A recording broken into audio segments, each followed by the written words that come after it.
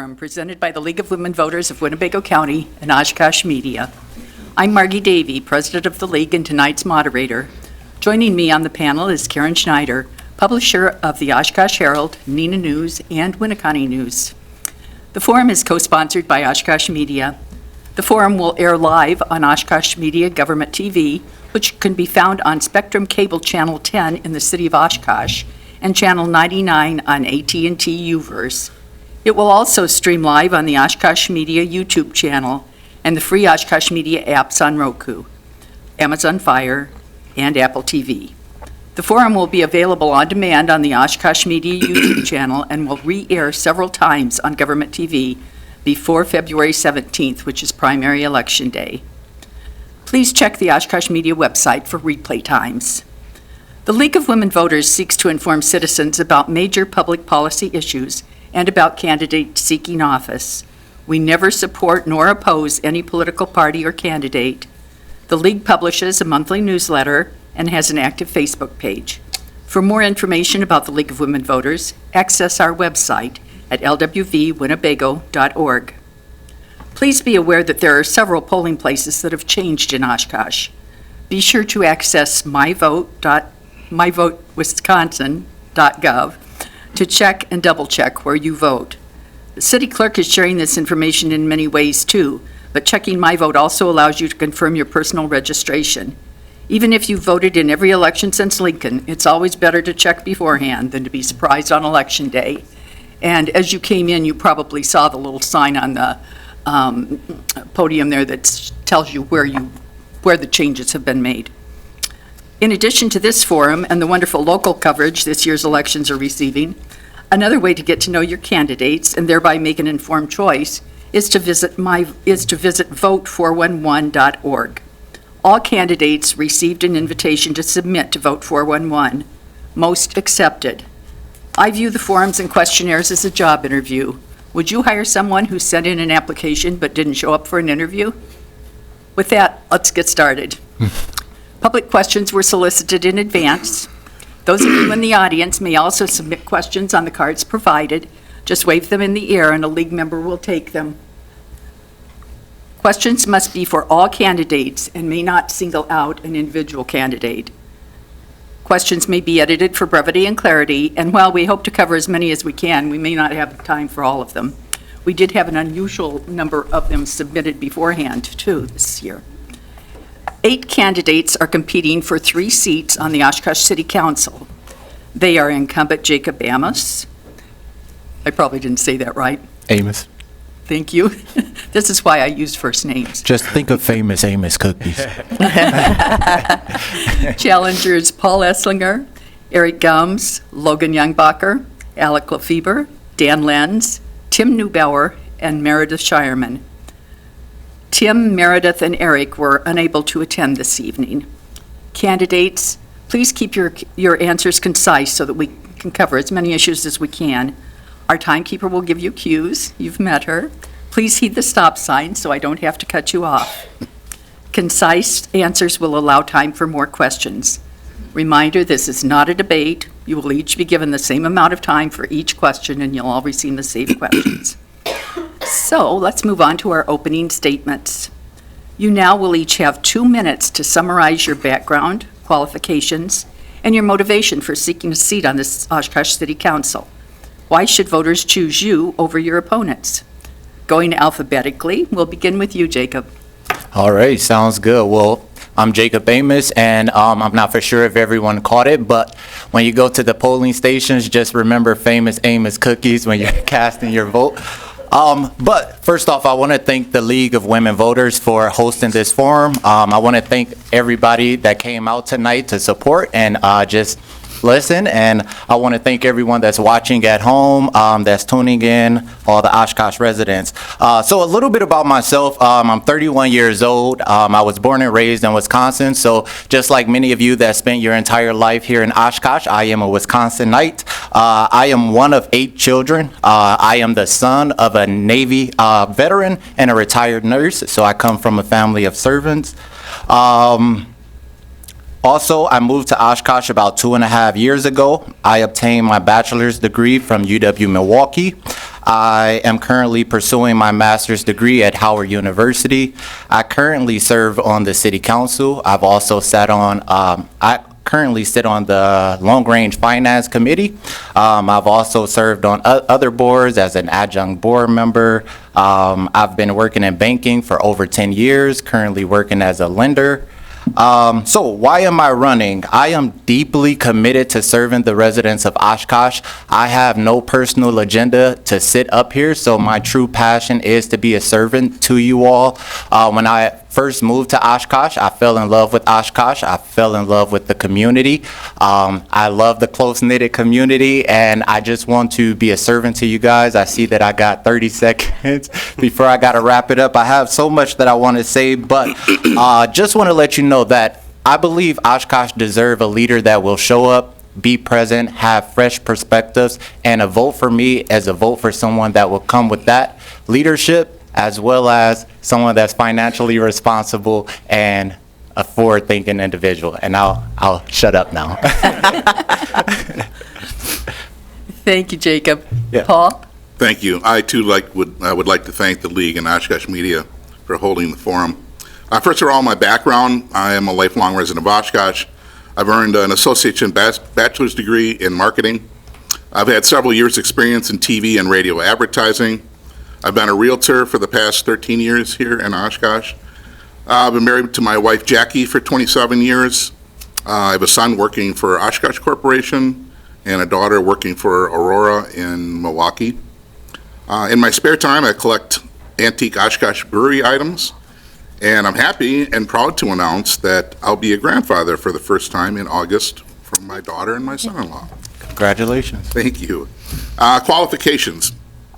I'm a past member of the Oshkosh Landmarks Commission, Plan Commission, Traffic Review, Redevelopment Authority, former ambassador with the Oshkosh Chamber of Commerce, 13 years as a council member, 2 years as mayor, collaborated with the city administration on 13 budgets, both operating and capital improvements, played a role in the hiring of 2 city managers, attended well over 400 council and committee meetings, and had thousands of interactions with Oshkosh residents regarding city issues. And why I'm running, I want there to be a candidate that has their priorities straight, and a candidate that will listen. The citizens of Oshkosh deserve nothing less than that. I will be that candidate. No voting to cut funds to the Humane Society while planning on spending millions on a pedestrian bridge over Highway 41.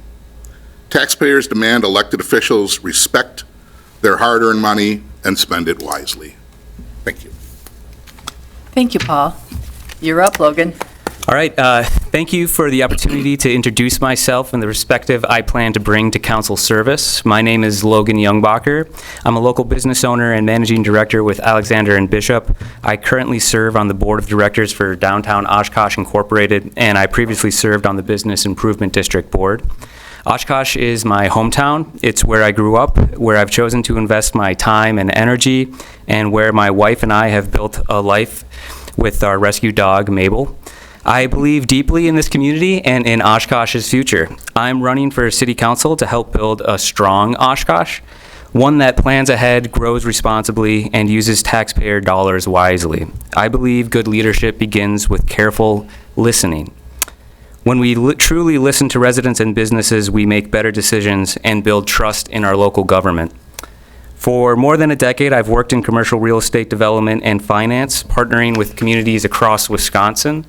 My work has focused on the built environment, how housing, commercial space, infrastructure, and public investment come together to shape strong communities and support responsible growth. I understand how development decisions are made, how they succeed, and how they sometimes fall short. That experience matters because Oshkosh is at a pivotal moment. Housing affordability, growth pressures, and infrastructure needs require leadership that understands both policy and execution. My focus on the City Council is straightforward: expanding housing affordability responsibly, supporting smart and balanced growth that benefits the entire community, and ensuring city government operates efficiently and transparently with respect for the taxpayer. Oshkosh helps shape who I am, and I care deeply about the city's future. I am running to bring experience, a collaborative mindset, and a steady hand to council service, and I would be honored to earn your trust and your vote this spring. Thank you. Thank you, Logan. Alec? Thank you. Good evening, and thank you to the League and Oshkosh Media for hosting tonight. I decided to run for City Council because I care about the everyday things that shape whether a place feels like home, whether housing feels attainable, whether it's easy to get around without always needing a car, and whether our public spaces feel welcoming and alive. My name is Alec Lefebvre, and I live on the south side of Oshkosh with my wife Brittany and our 2 dogs, and I'm a proud UW Oshkosh graduate. I'm a renter, and I think it matters that people who rent, who are younger, and who are just getting established in life see themselves represented on council. I work at an IT software company where my job is to take complicated information and turn it into clear, useful action steps that everyday people can use. At its core, that work is about listening, problem solving, and improving people's experiences. And that's the same approach I'd like to bring to local government. I currently serve on the Oshkosh Landmarks Commission, where we focus on preserving what makes our city unique and protecting the character of our historic places. That experience has shown me how much city policy shapes the look, feel, and future of our neighborhoods. I believe in getting the basics right, reliable infrastructure, safe housing, and city services that work for everyone, but I also believe in imagining what better looks like. For me, that looks like a city that takes housing affordability seriously, invests in public transit and walkable neighborhoods, supports public art and great public spaces, and finally builds a dog park. I'm running because I want Oshkosh to be a place where people of all ages can build a life and feel excited about staying here. I don't pretend to have all the answers, but I do promise to listen, to show up, to be prepared, to ask thoughtful questions, and work collaboratively. I would be honored to earn your vote. Thank you. Thank you, Alec. Dan? All right, good evening, and thanks for having me tonight. My name's Dan Lenz. I have been a lifelong resident of Oshkosh, except for when I was in the service. I served 21 years in the Army and the Wisconsin Army National Guard. I am a veteran of the Persian Gulf War. I bring leadership and operational experience and fiscal responsibility with me. I was a small business owner. I'm now retired and owned businesses in Oshkosh and the surrounding area for well over 20 years. Running for Common Council to be a strong independent voice for the citizens of Oshkosh, and if elected, I will ensure that the concerns and requests of the citizens of the city of Oshkosh are brought forward to the council and whoever else needs to hear about it. That's it. Thank you. We did have the 3 people who are not able to be here tonight that are running for council. They did each submit a statement, and so now we're going to read those statements. Karen, you're going to turn into... My name is Eric Gums. And I'm running for Oshkosh Common Council because I believe our city deserves strong leadership, safe neighborhoods, and responsible government. I'm a retired United States Marine with extensive experience in operations, anti-terrorism, force protection, and communications. The Marine Corps taught me how to plan, lead under pressure, and stay accountable, skills that translate directly to effective local government. Public safety is personal to me, which is why I strongly support community policing and ensuring our officers are properly equipped and enabled to reduce crime and keep Oshkosh safe. Our officers are most effective when they're properly equipped, well-trained, and deeply connected to the neighborhoods they protect. I want to ensure our police have the resources they need to reduce crime, prevent problems before they start, and make Oshkosh a safer place for everyone. Just because crime has gotten worse everywhere in the last few decades doesn't mean we have to accept it in our community. Homelessness is another issue that demands real solutions, not just management. Part of solving homelessness is being proactive and not creating more of it in the first place. We can do that by keeping the cost of living affordable, especially for working families and those on fixed incomes. I support developing programs that focus on getting people permanently off the streets while also addressing root causes like rising housing costs and property taxes. What I don't want is a never-ending tax burden on the public that doesn't produce any results or makes it worse, which is what we have now. Oshkosh also needs more middle-class housing options, homes that are attainable for families, young professionals, and seniors who want to stay in the community they've built their lives in. These are the types of people we want to attract here to Oshkosh to build their businesses and families. I'm a husband and father of 4, and a wrestling coach at Oshkosh North High School. Like many families here, we feel the pressure of rising costs. That's why fiscal responsibility matters. I believe we can lower taxes and reduce the cost of living while raising the standard of living. By controlling spending, planning smarter, and working to lower property taxes, we can ease financial pressure on residents without sacrificing essential services. I'm running because I care about Oshkosh and its future. With disciplined leadership, common sense, and a commitment to service, we can build a safer, more affordable city that works for everyone. Thank you. Thank you, Eric. Hi. Thank you, Margie. My name is Tim Neubauer. I'm a longtime resident of Oshkosh. Most recently, I became known for my work on and as the owner of the Corbett House in Oshkosh. I'm a full-time real estate agent for Century 21 Ace Realty, as well as a local property investor who works hard to keep our tenants in affordable housing. We recently moved into the Corbett House with our 7 children. When I am not working or spending time with my family, I race RC cars at John's Hobbies and travel occasionally to various races. My wife owns a full-time photography studio here in Oshkosh as well, so we are very familiar with running a small business here in town. I'm running for very simple reasons. I want Oshkosh to be affordable, safe, and inviting. I want to investigate the inner workings of our departments to make Oshkosh a more desirable place for investors. I'd like to see a more friendly, less restrictive government over our properties. We also need to find ways to serve the community better without so many fees and charges. Sustainability to me is sticking to budgets, being responsible for the money and votes we are given, and doing our absolute best to make improvements for the residents and those trusting us to make good decisions. Tax increases and overspending are scary for most people, and the increases are often not sustainable for those on a fixed income. Using my mother as an example, we purchased her and my grandmother a duplex in 2019 to help sustain their living expenses. She could no longer afford to live in her rental with constant increases from her landlord on a fixed income. Being landlords ourselves, we raise rents when our taxes go up, and we can no longer operate without raising rents.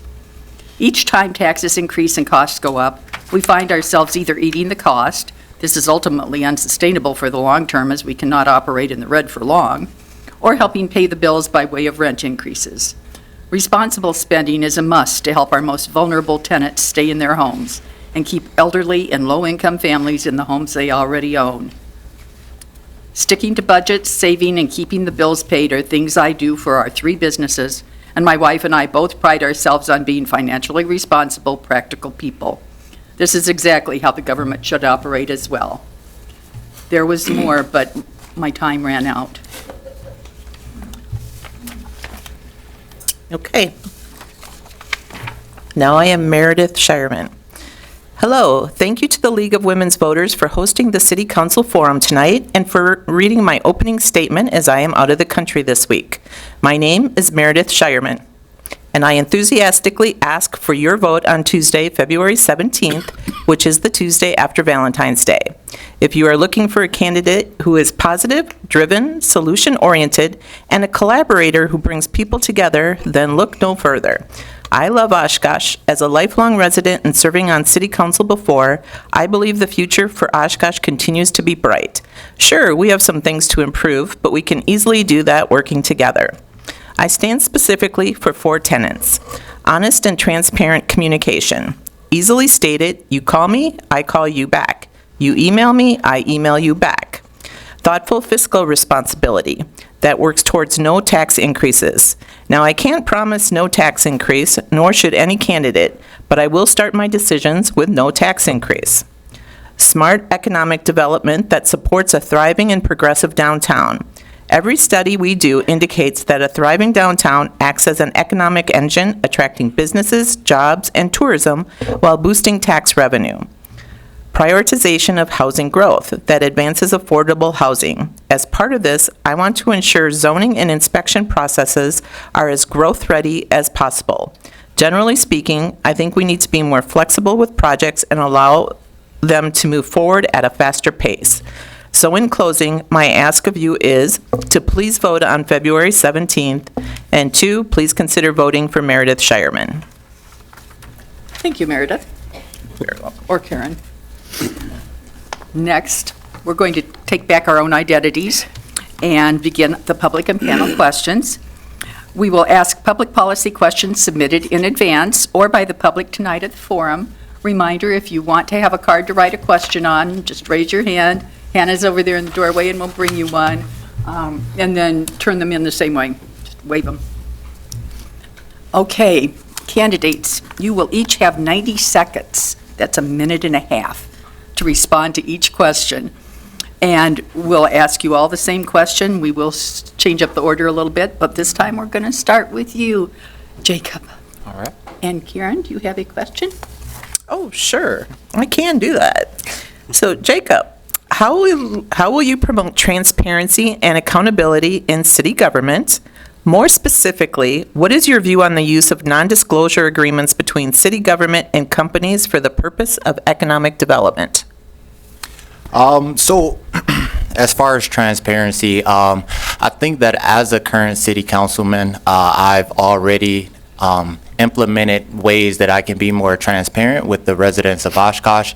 What that looks like is I've been doing recaps on social media. I've been meeting with different people in the community just to just sit down, have conversations about what we're talking about on city council, hear from them, answer any questions that they may have. And if I am elected in April, I do plan to continue that and just figuring out ways that I could be more efficient with that. I would love to set up an opportunity where I will welcome people to go and have coffee with me. And I can do this every Saturday and every Sunday, and we can sit down, we can chat, I can, again, answer any questions. As far as the non-disclosures, I feel as though that non-disclosure shouldn't be something that's a part of local government. I think that the residents of Oshkosh should always know what's going on up here on the dais, and even what we're talking about behind closed doors. There has to be transparency in our city. I feel like it's one of our biggest issues right now, and that's what the city of Oshkosh deserves. So, Softball to start it out, right? yeah. I don't know about that. Paul, did you need me to read it again, or? If you would, please, yes. Sure. How will you promote transparency and accountability in city government? More specifically, what is your view on the use of non-disclosure agreements between city government and companies for the purpose of economic development? Okay. Well, transparency, I talked about, things that the public thinks should demand. Transparency is obviously one of those things. People vote for their elected officials, their public servants, and they have a right to know why they're doing the things that they are. I think it's pretty clear.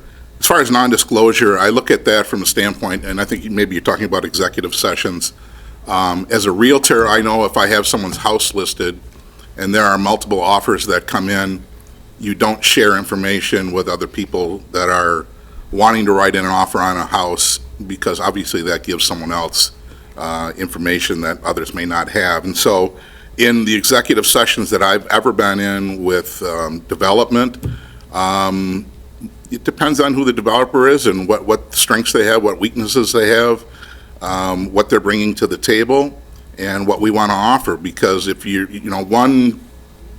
one person may want the land at a reasonable rate, other maybe have some variances or whatever. So when that process is over with, then that's the time that you go to the public and explain to them in the executive sessions, the tools and the elements that you were using, and you have to explain logically why you came to the conclusion that you did. Thank you, Paul. Logan. Yeah, I think promoting transparency and accountability up here really just means speaking your mind. It's one thing to vote on an issue, it's another to speak to the audience about where you and how you came to that vote. And I think that is being transparent with your thought process so that people can engage with us, and whether our reasoning is one way or another, that helps keep us accountable to where our thought process is and why we make decisions up here. With respect to NDAs and economic development, I think that's a practical reality that protects the taxpayer ultimately. And as was mentioned before, with certain negotiations, you don't want to show your cards. And I think we need to protect and act diligently in certain negotiations, and that means protecting certain information. At the end of the day, that information is public. It will be public. The public has a right to know what led to a decision, but until that is made or that process is complete, I think it's important to protect the taxpayer and the information that's part of that. Thank you, Logan. Alec? Thank you. For me, transparency is something that I take very seriously, and I think that transparency goes beyond just an abundance of information. I think it's also translating that information into plain language that, everyday people can understand. So it looks more, I think what the city has done previously in terms of transparency is releasing a 200-page document, which is great that all the information is out there, but everyday people need to understand why it's important to them and have that translated into, something that's easier to understand. So when I think about transparency and accountability, being accountable to the residents of Oshkosh means valuing their time and taking their perspective seriously, and nobody wants to, most people don't want to look through 200-page documents to get the full suite of information. So that's where I start with on transparency, is making it relatable for the average citizen. Now on NDAs, which is a bit of a different subject than what I was just talking about, but I think that generally I would prefer that we are, again, it would not be my preference to use NDAs, but whatever makes the most legal sense, and I understand that there are sensitive business issues and that there are certain cases where that is justified, but in all cases, transparency is my preferred way of operating. Thank you. Thank you, Alec. And Dan? Okay, pretty simple. I don't believe in the use of NDAs when it comes to dealing with taxpayers' money and taxpayers' time and efforts. I understand that when it comes to personnel issues, contracts, and that sort of thing, that's done behind closed doors and for many different reasons. And I understand that sometimes there are legal issues. But I believe your question referred to dealing with commercial properties or commercial companies. And if I'm elected to Common Council, I would definitely advise against using that, because the people of this city have been kept in the dark on a lot of subjects so far, too much. And I have been a lifelong resident. I have seen a lot of city managers come and go, and I've seen the overuse of those products in the past.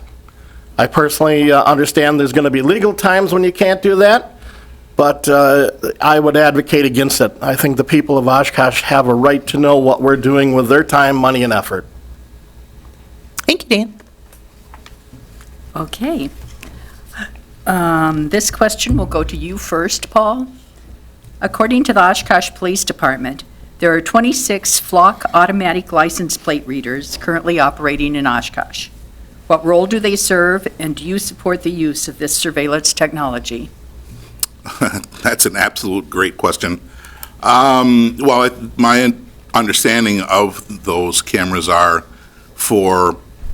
it's a computer program that the police put plates in to a program, and as cars go through an intersection with those cameras, the computer system will read the plates, and if that car is stolen or whatever the case may be, then that gives the police clearly an indication of where that vehicle is at any given time, and so they can pull that vehicle over. And for that use, I think it's reasonable. But the reason that's a really good question is, okay, so if that's reasonable, then at what point then do you have cameras where a car is speeding and then you send out a speeding ticket or some other traffic violation? There, I think it goes too far. I think that's what we have officers for. So If a computer system is reviewing the information and there are no eyes on it, literal eyes on it, and it's used for that purpose, I think it's fine. But outside of using the cameras for any other purposes, probably not going to be in favor of. Thank you, Paul. Logan? Yeah, I have actually spoken with a few law enforcement officials about the effectiveness of this technology. I know that there is a practical use for it, and keeping our community both safe and secure. My concerns rely mostly on the security of the infrastructure itself around it, and I think we need to protect ourselves and the data that is associated with that's being collected through the system. Ultimately, we need to balance the security of our community and the safety of what this service provides with the privacy of our individuals and the effective use of this technology, and to make sure that it's not being abused. And so we need a constant evaluation of what is this technology really being used for, and is it worth our time and money and our support, or is it really opening up a liability for abuse or misuse? I think that's a conversation that needs to be had consistently and constantly to make sure that this is the right answer for what we're trying to accomplish. Thank you. Alec? Communities around our country are using flock cameras in their local police departments, and I can understand the perspective, and there have been a lot of positive uses of the flock systems across the country. However, I have significant concerns about the security of the data.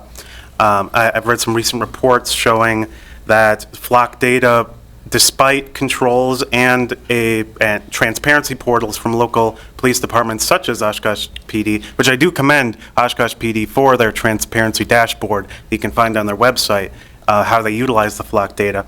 I do have concerns and misgivings about the security of that data and whether or not, again, despite what is written in the contract, whether or not the flock organization themselves has the ability to utilize, or they are obligated to hand over that data to federal agencies that may use the data for unintended purposes.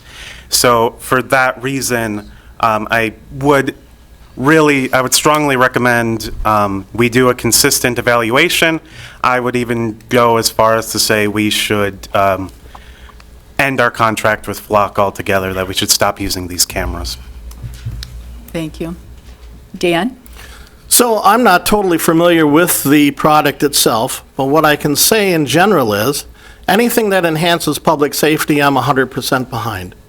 If these devices are being used for tracking down stolen vehicles or vehicles running red lights, I don't necessarily agree with them, a simple photograph, having been a photographer all my life, that it would be an accurate representation for speeding tickets and such like that.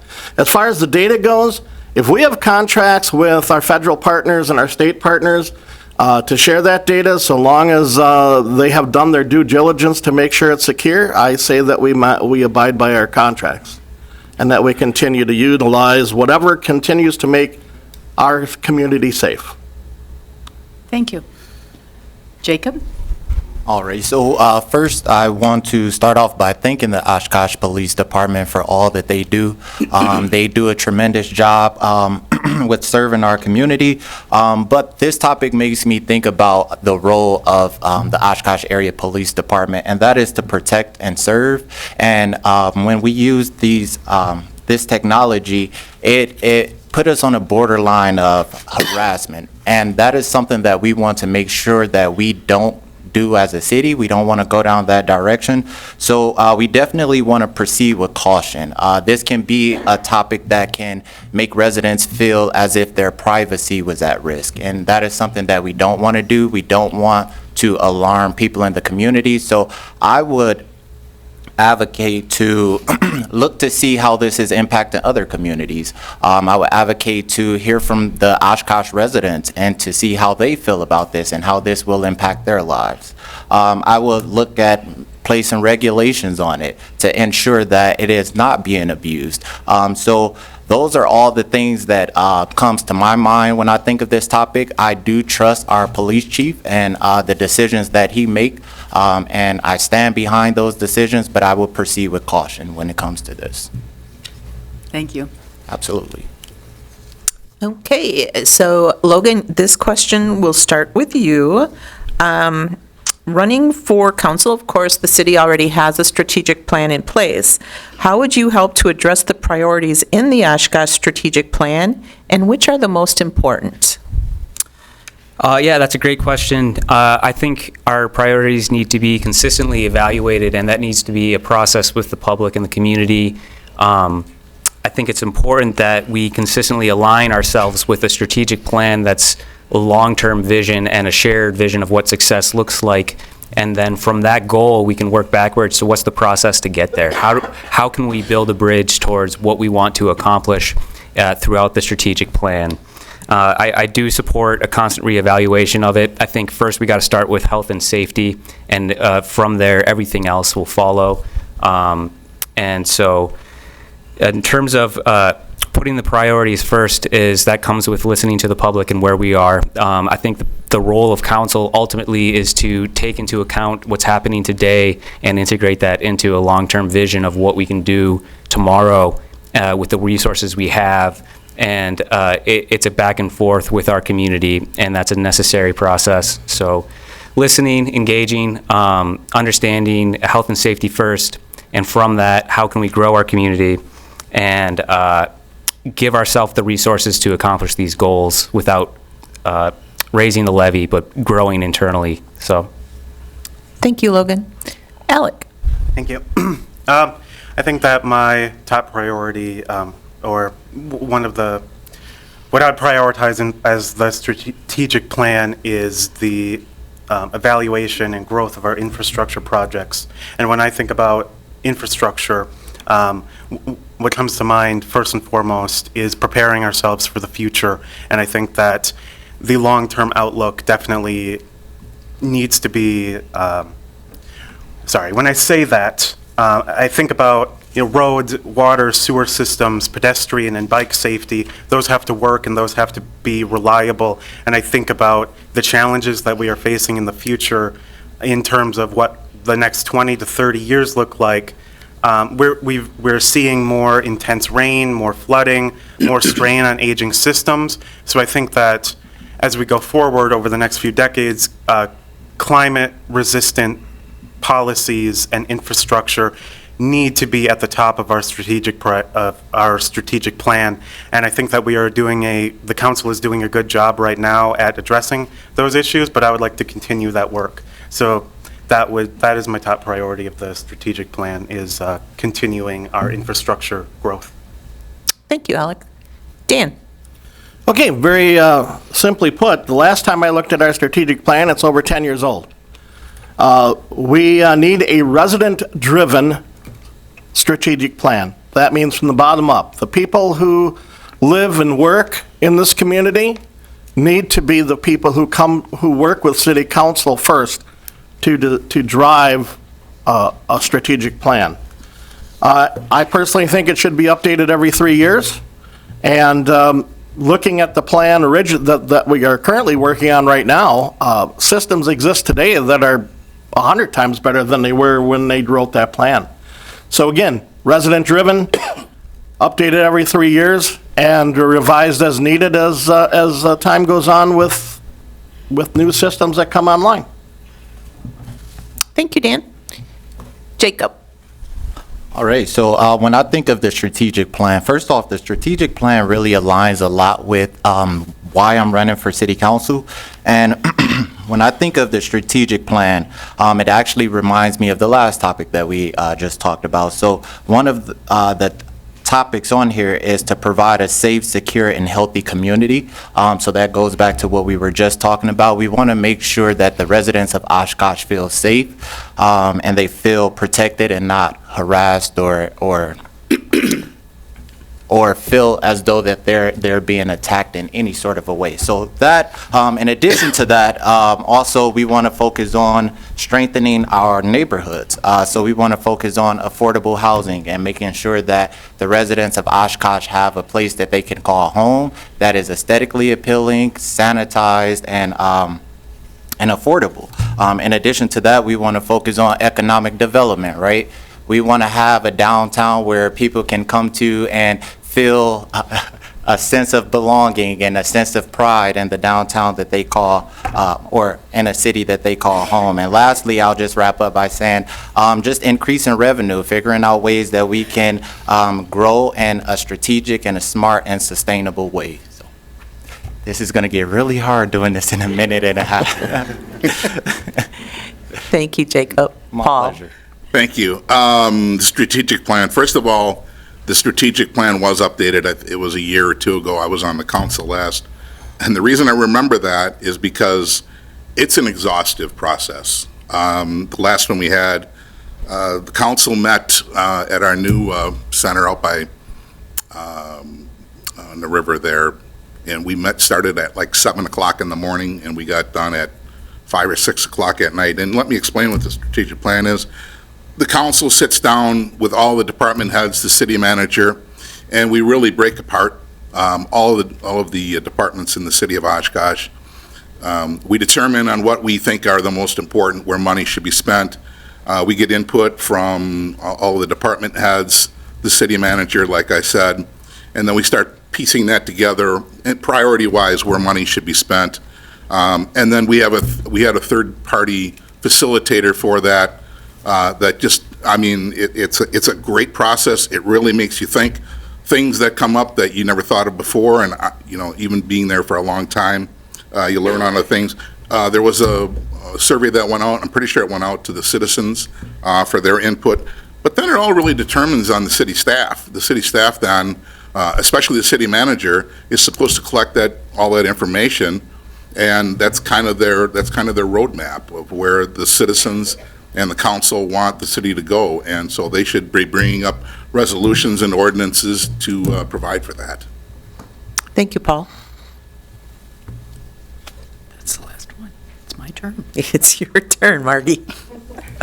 Okay, well, that's good, because I have a question. And it's going to go to you first, Alec. Thank you. Do you have a plan to address urban sprawl and promote smart growth instead? What would your strategy be for managing sustainable infrastructure and population growth? Basically, two ways to ask the same thing, right? Yeah.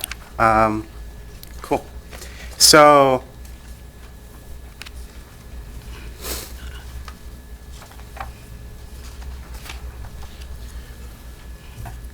for sustainable infrastructure, managing sustainable infrastructure and population growth, I would like to see a vibrant downtown city center. And I think when you look at other cities, neighboring cities like Appleton, you see them, especially their downtown area, they are building up instead of out. They have a commendable downtown center that, while it's in poor taste to directly compare ourselves to Appleton, I think that is definitely an approach that we could look into, is expanding our downtown area rather than succumbing to an urban sprawl. And I think that part of my work on the Landmarks Commission, we focus on on reusing our existing buildings and not demolishing, but either beautifying or expanding upon the foundations that already exist, rather than promoting just entirely new construction. So when I hear that, what I think that what it comes down to is promoting a sustainable infrastructure that's ready for the future and the future generation. Thank you, Alec. Dan? So when you talk about urban sprawl or growth, I prefer to think of it as growth. I don't think of it as sprawl. There are several things that we need to ensure when we are going to grow. We need to make sure that our growth is safe. That means we have to make sure that our building processes are safe. We may have to make sure it's affordable for the contractors and the developers to be able to do that, which right now in the city of Oshkosh is a risk, is a challenge. It's hard to get permits. It's difficult to work with our planning divisions, and it has to be reasonable. People can't just make a claim without reasonableness, right? You can't just do, the word escapes me now, eminent domain over a piece of property just because it seems like it would be proper for that building or for that development. It has to be reasonable. The reuse of our buildings, many of them are historic buildings, I think that's terrific. So, again, it has to be safe, affordable, and reasonable. Thank you. Jacob? All right, so I agree a lot with what Dan said. I think that our growth has to be safe, it has to be sustainable, and I think a way of really addressing this is to like really look at the budget, figure out ways like within the budget that we can promote growth in a sustainable way, in a safe way. Another thing that I think we should look at is TIFs. That's something that we can use to support growth and infrastructure in our community. So we definitely want to take a look at that. Another thing, grants. I think that we should really take a look into grants and take advantage of those. A lot of Oshkosh residents' tax-paying dollars are going to state taxes, and we have to advocate for those grants to come back into our communities, because those grants are going to go to some community, and why not bring those grants back into Oshkosh, right? In addition to that, when we are looking at development and growth, I would like to see more of local construction companies being able to take advantage of development opportunities here in Oshkosh. That way, that money can also go towards taxes and stay within our community, and we can keep that dollar circulating instead of it leaving our community. And I think that is a way that we can look at sustainable growth. Thank you. Yep. Paul? Well, I think with the two questions, really the point is, what is the government's role in the urban sprawl and what we're doing downtown? My opinion is that the government should set up clear standards, reasonable standards, hold everyone accountable to those standards. But as Dan was saying, on urban sprawl, I guess it takes on negative connotations, but I don't take it that way, because you look at what we're doing west of basically Oakwood Road, a lot of that new structures, that's new tax revenue that we desperately need. And that's high dollar tax revenue that we desperately need. And I think through the years, this city council and past city councils have done really well. The Lincoln School project, that when the school district closed that down, that could have sat there and become an eyesore and been a harbor for a lot of rodents. The city came in there with Habitat for Humanity, and we deconstructed that, as they would say. And now that's going to be some very good housing there. The old shop on Main Street that was by the Burger King torn down, that's being redone, or at least done.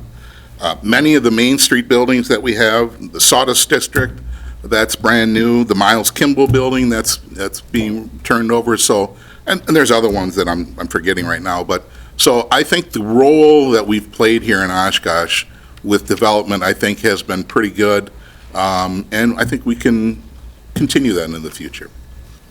Thank you.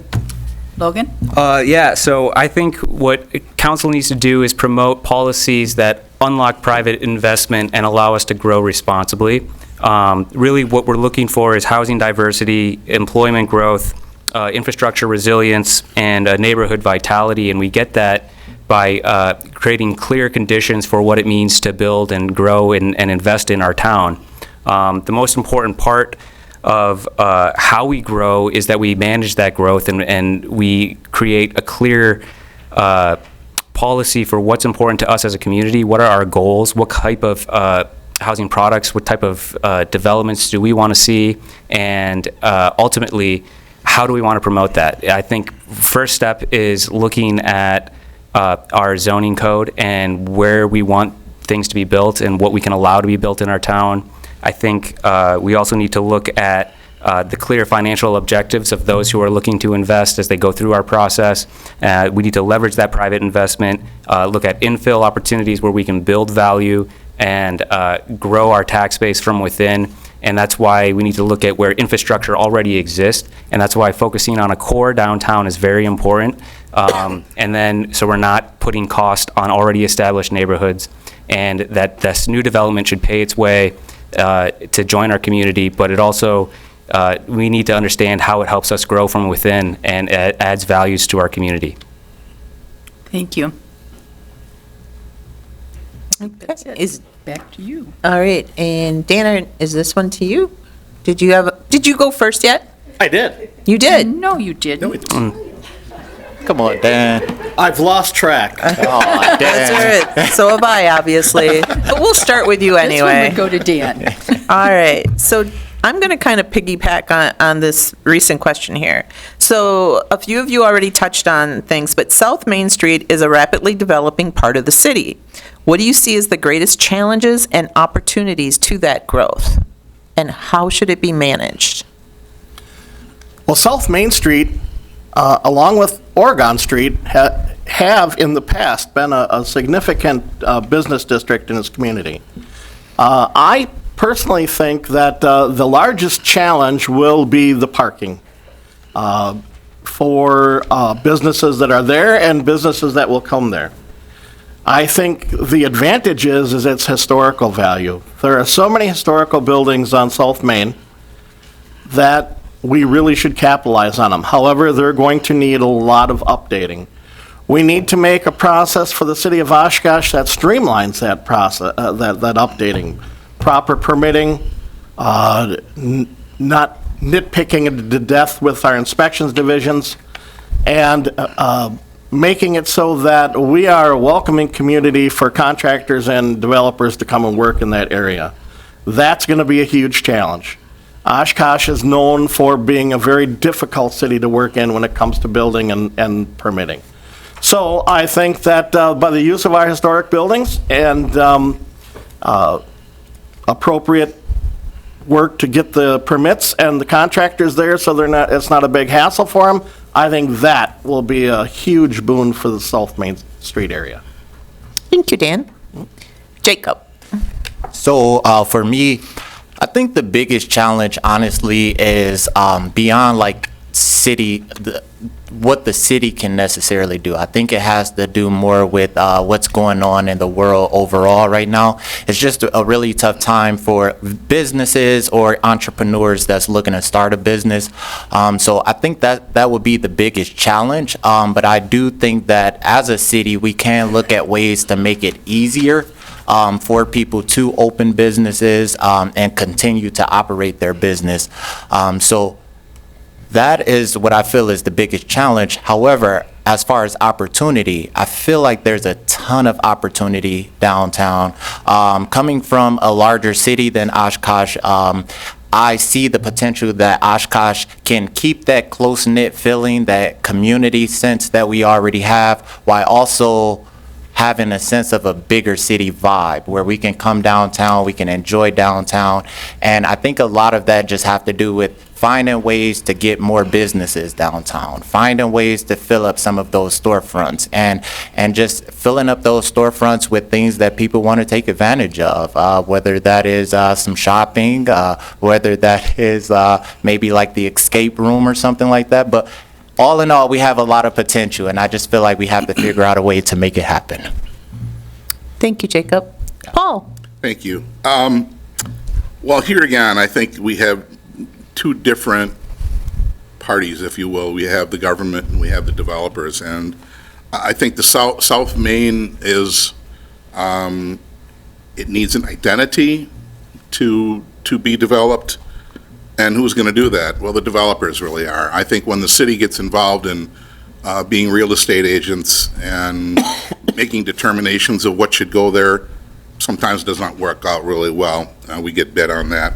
The other thing that we have to take into consideration is the contamination. Now, if developers want to develop that and they're worried about the contamination, much like the beautiful facility we have along the river, the hospital facility, contamination was part of that. We swept in and took over that part of it, and that needs to be done. Otherwise, if developers don't make money, they're not going to do anything. So, I mean, it's just pretty simple. The other interesting element you have there is the residential property to the west of South Main Street. And so what we're really looking to develop is what's east of South Main Street, and there's really not a lot of property there. So, what it's determined on what happens there, I think, is going to be largely on what developers feel and if they're going to be able to make any money on it or not. Thanks. Thank you, Paul. Logan? Yeah, I think there's a lot of opportunity, more opportunity than challenges in South Main. And, I got to give a shout out to Fifth Ward Brewery for staking their flag down there. It's been a long time coming getting that area to where it is today.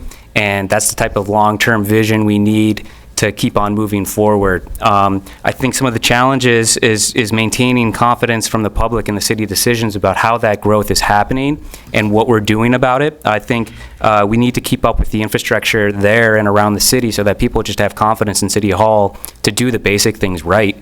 And once we maintain these critical items, deferred maintenance is not a solution. It just pushes the cost forward.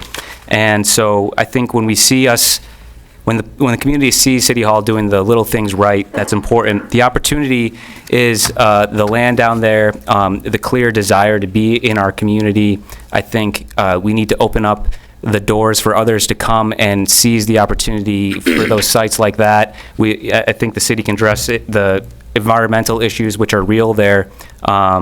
But overall, I think there's more opportunities to challenges. I think we need to do the basic things right to help infill development take place and build value for our community.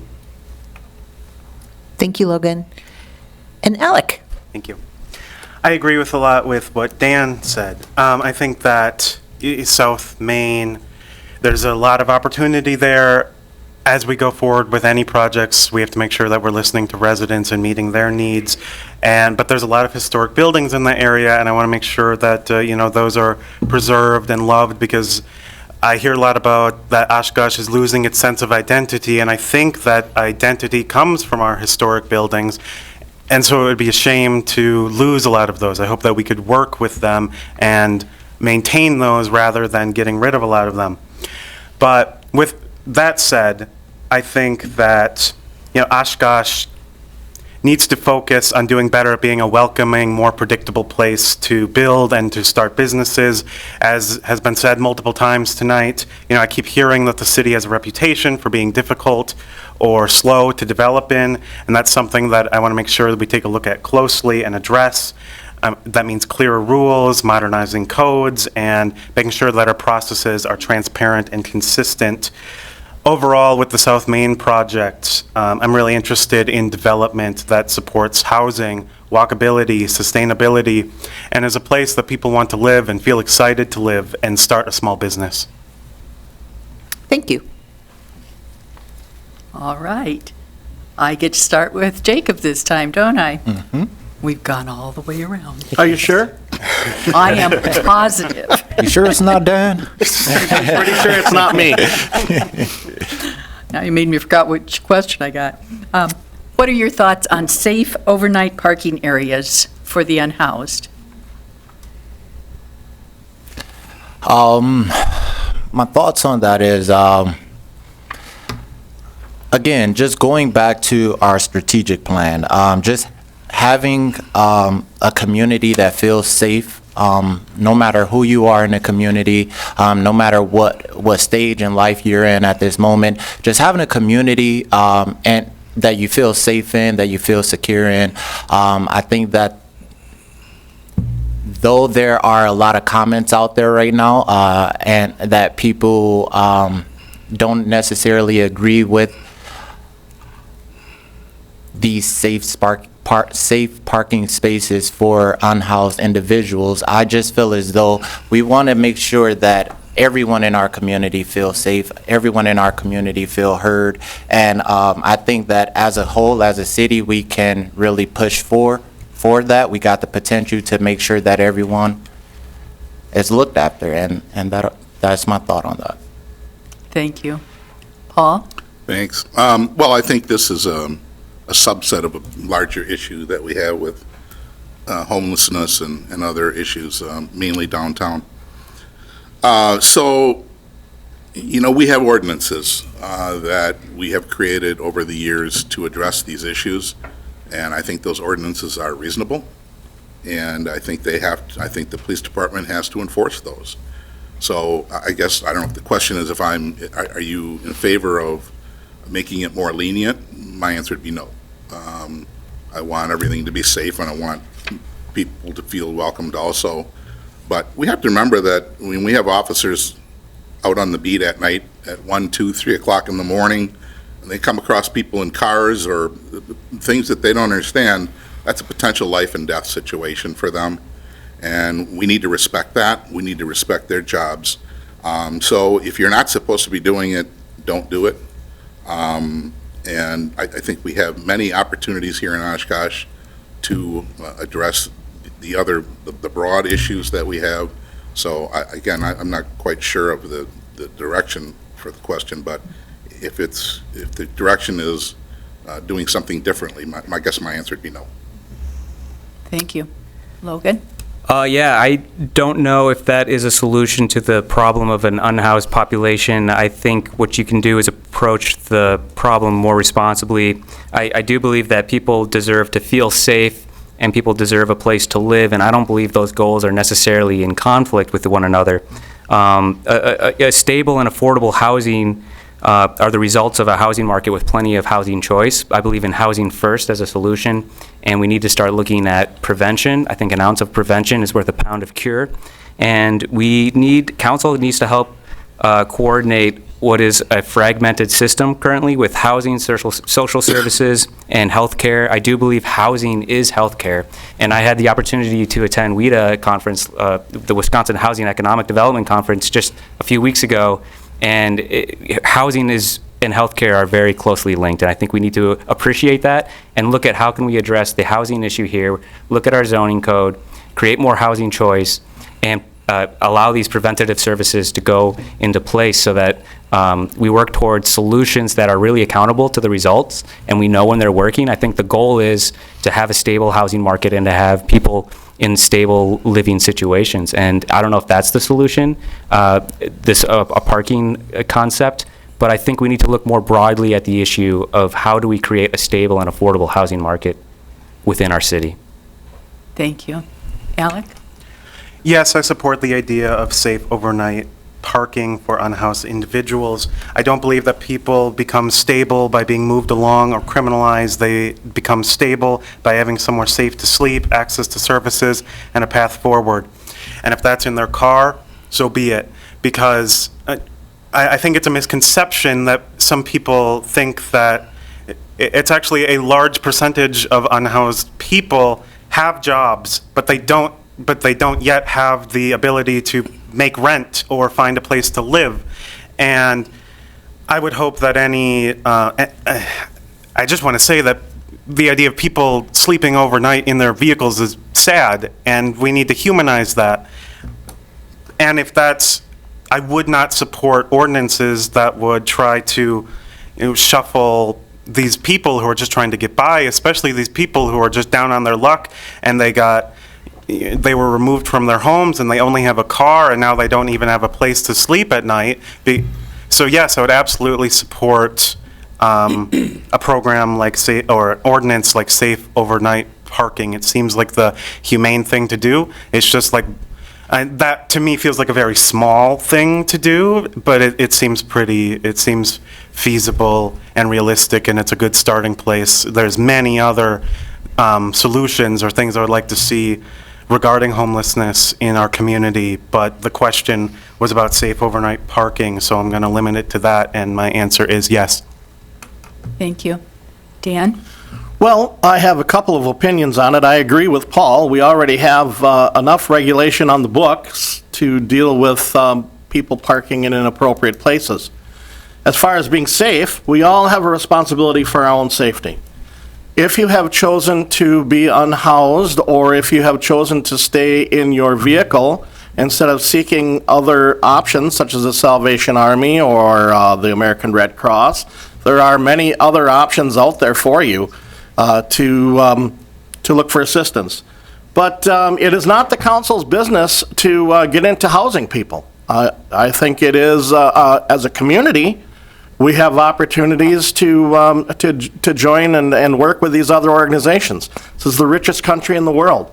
There's no reason you can't give $20 or $50 to the Salvation Army if you feel strongly about unhoused people.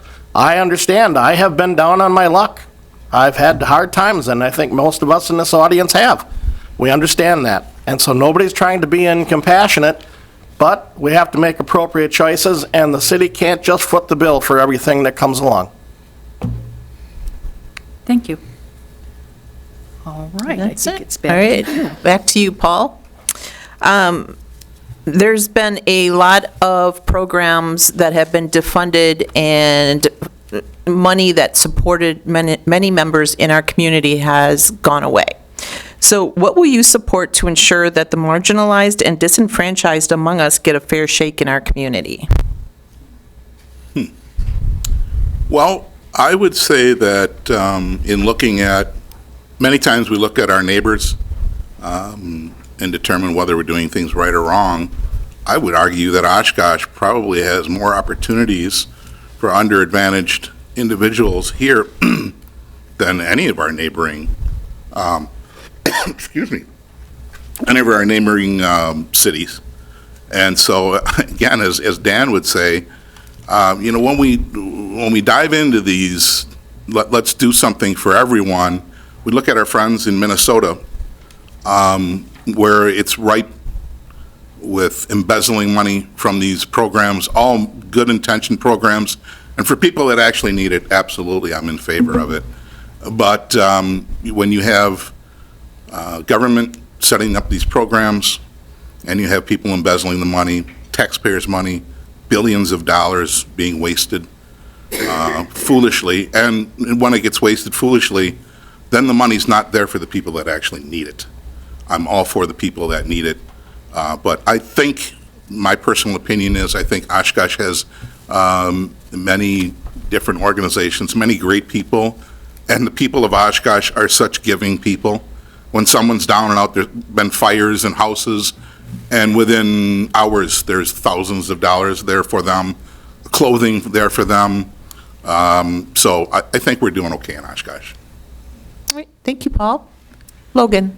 Yeah, I think this is a great question. I think it's the role of us to actively engage with the community. It's not fair for us to sit up here and expect the community to send us an email, tell us what's wrong with them. I think we really need to go out there and see what's going on and be engaged and really experience what people feel and reach out to those who may feel they're on the margins. I think one of the ways we can do that is to invest equitably in our healthy neighborhoods and in our neighborhood associations, not necessarily equally, because I don't think they all face the same challenges. And so we need to look at how we can create a healthy environment for people to engage with the community and shape that community and feel a part of that community. And part of that as leaders up here is to go out there and meet them where they are and not expect them to come to us to tell them something's wrong. I think we really need to be part of the conversation and what's happening around us. And that is, again, the role of leadership and listening, actively listening to those, and looking holistically at our communities and understanding that they each face their own challenges and what we can do to help lift them up equitably and give them an opportunity, and not just favor one part of town or the other or one group or another. We do have a large and very engaged citizenship here, and I think we can help direct people to channels for support and engagement in many ways. Thank you, Logan. Alec? Would you mind repeating the question, Sure. please? There's been defunding of different programs that have affected many of our citizens. What will you support to ensure that the marginalized and disenfranchised among us get a fair shake in our community? Thank you. I believe that we are currently in challenging times where people from marginalized backgrounds are facing a lot of challenges and tribulations, imposed from the federal government on down. And I look to the work of that we're doing at the local level already, and I think that we should champion those initiatives, such as what we're doing on the DEI committee here in Oshkosh. I think that their work is very important, especially in these times, and I commend them for persevering through the challenges that we are facing today. So I think that just championing those values are more important than ever. At a local level, there's only so much that we can do. You know, unfortunately, like, I wish that we had the ability to grant those funding methods and support those programs at a local level. Unfortunately, we just don't have the means.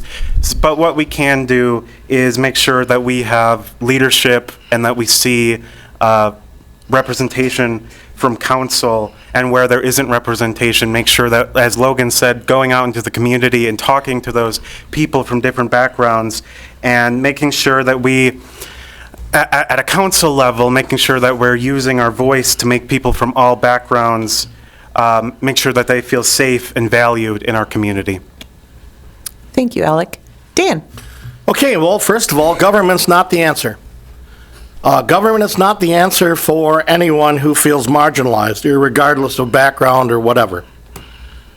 Churches, our community, our organizations within our community are the answer.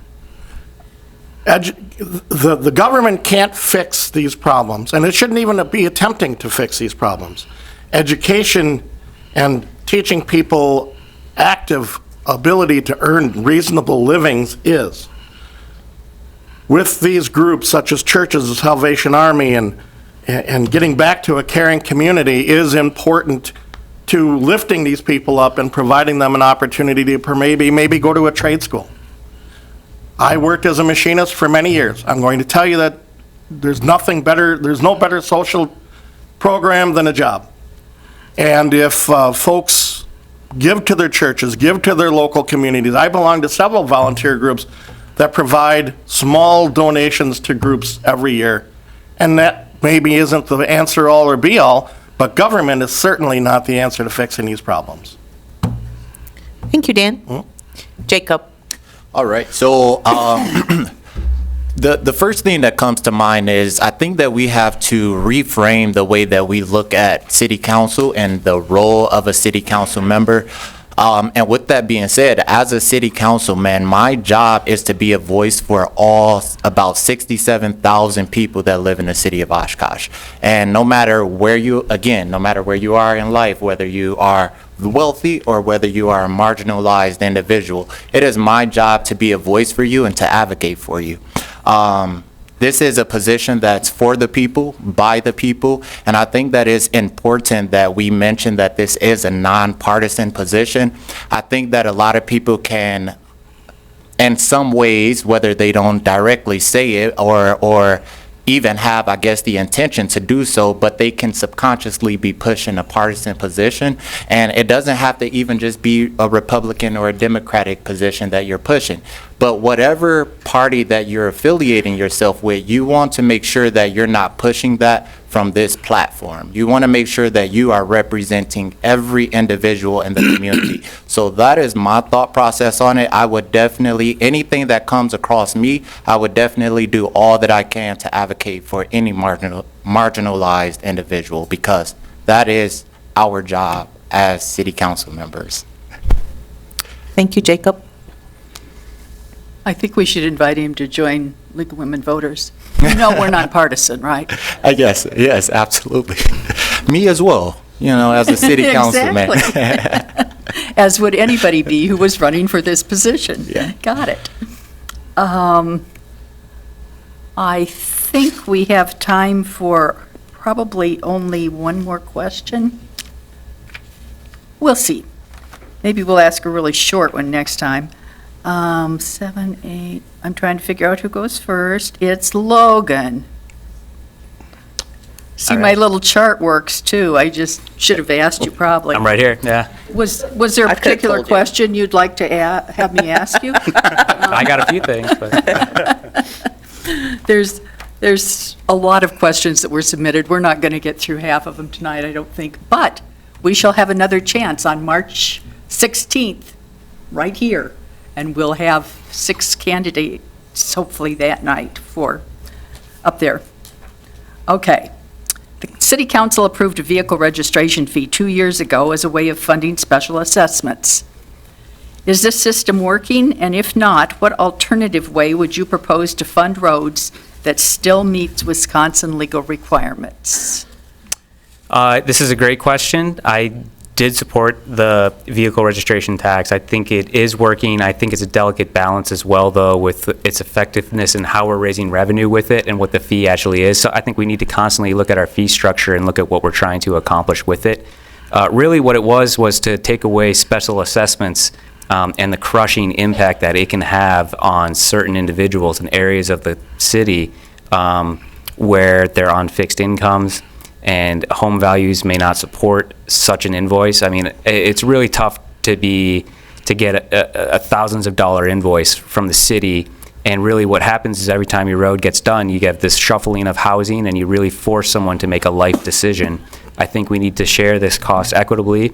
I don't know if it's accomplishing its mission completely, considering there is a commercial element of it. I know also there could be flight of people registering in other municipalities. And so this is worth evaluating consistently and constantly to make sure that we're actually achieving our goal, which is an equitable way to fund our roads and our infrastructure.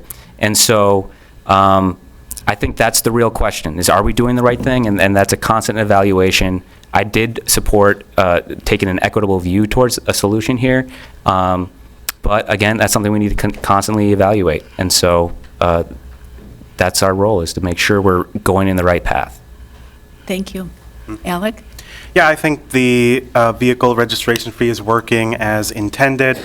It was designed to reduce the burden of large special assessments on individual property owners, and I believe it is doing that effectively. No funding tool is perfect, but a system that spreads costs more evenly across the community is more equitable than asking one household to absorb thousands of dollars when a road in front of their home needs repair.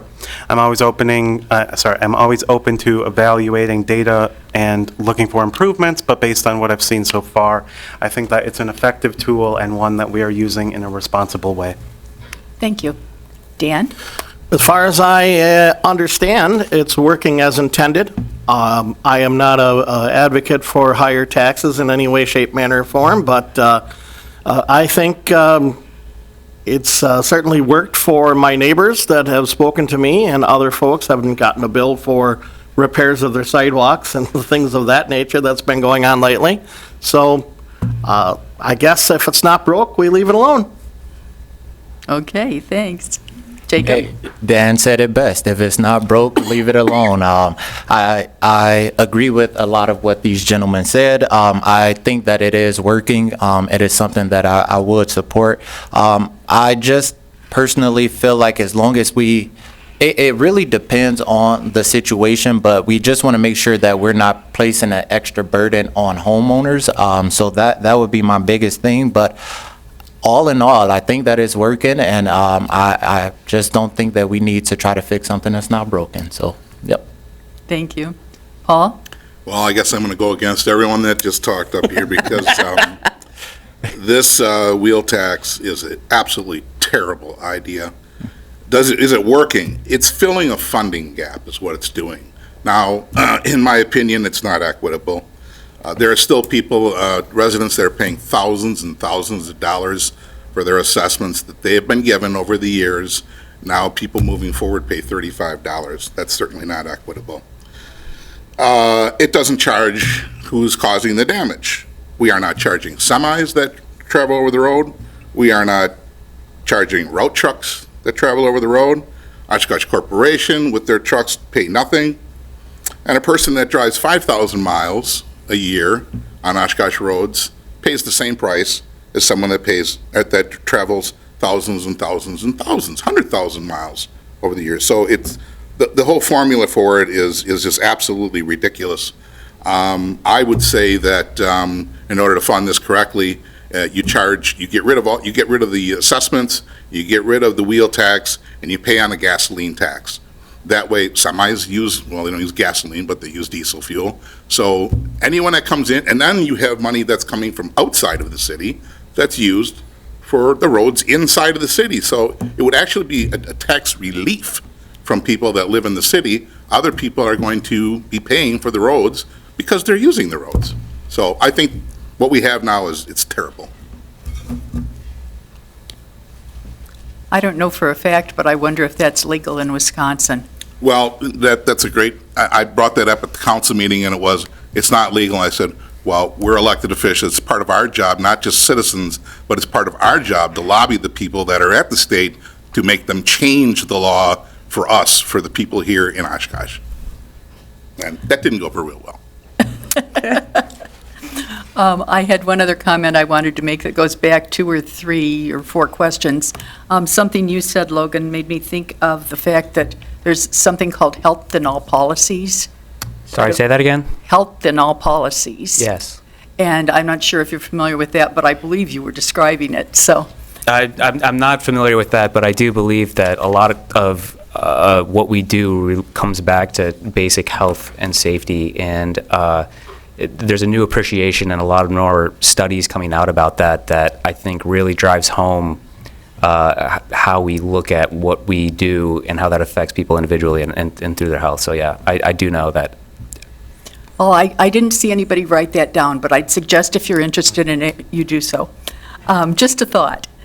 Now we're going to go to our additional statement. You will each have 1 minute to make this statement.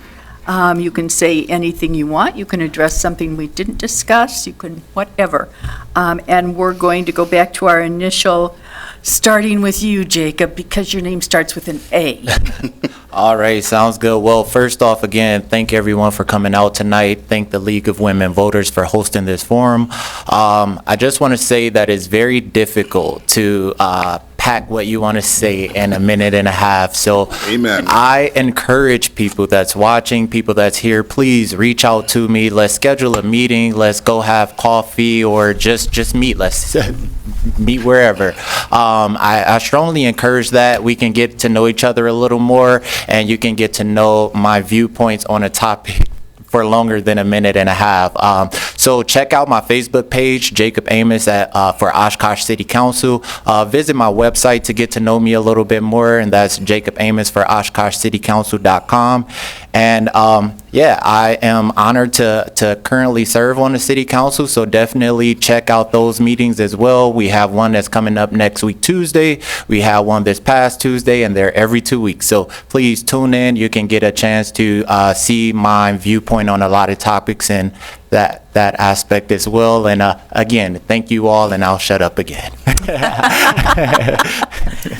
It's be quiet, not shut up. I'll be quiet. Paul? Thanks. I don't have anything written down. I just wanted to say one thing is I think if you're a city resident, you should be smiling that you have 8 people that want to do this job. I looked at the people that are running, and not only, this election isn't about us while we're the candidates, of course, but the election is about you. And I think the 8 candidates that we have some differing opinions, and that's a good thing. That gives you a choice. That's what you need, and that's one of the reasons I ran again, is I wanted to give people a choice, and I've done that for many years. So, again, if you're a resident, I think you should have a smile on your face, and if there's something you didn't understand, like Mr. Amos says, give everyone a call, sit down with them, whatever you need to do to make sure that you have a good choice. But really, please, I mean, it's tough for us and to do this, and please go out and vote, get educated, and vote on the people that you think are going to best do the job for you. Thank you. Yeah, thank you again for putting this on. Again, as you decide who you support for city council, I ask that you consider experience, judgment, and the commitment to Oshkosh's future. Please feel free to engage with me, find out more about myself at loganforoshkosh.com.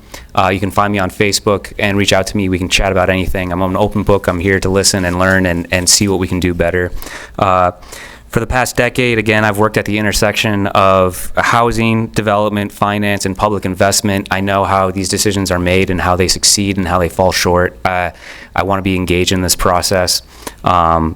I know the opportunities that are ahead of us, and I am excited about this process and engaging others to join us in this process. My focus is clear: affordable housing done right, smart and balanced growth, and efficient and transparent government that respects the taxpayer. Again, thank you, and I would be honored to earn your trust and your vote this spring. Alec? Thank you.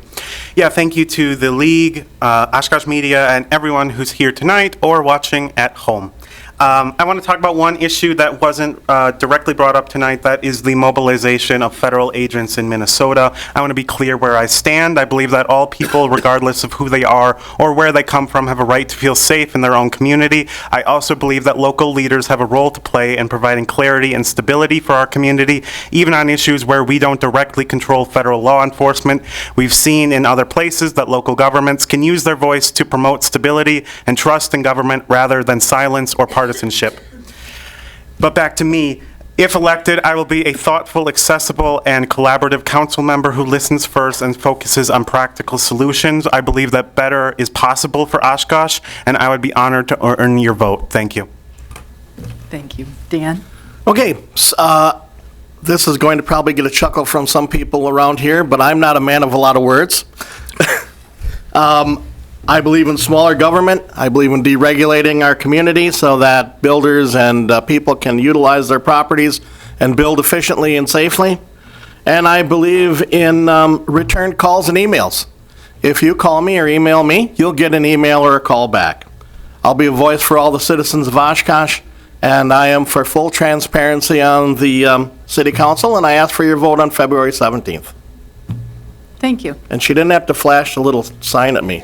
See? All right. This concludes the forum for Oshkosh City Council.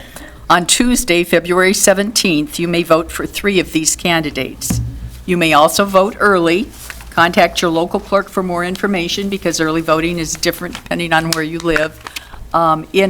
If you are a City of Oshkosh resident, your early voting is only going to be available the next 3 days now, Wednesday, Thursday, and Friday of this week. So that would be the February 4th, 5th, and 6th. After a short break, we will resume with the Oshkosh Area School Board Forum. Okay, thanks, guys. Thank you.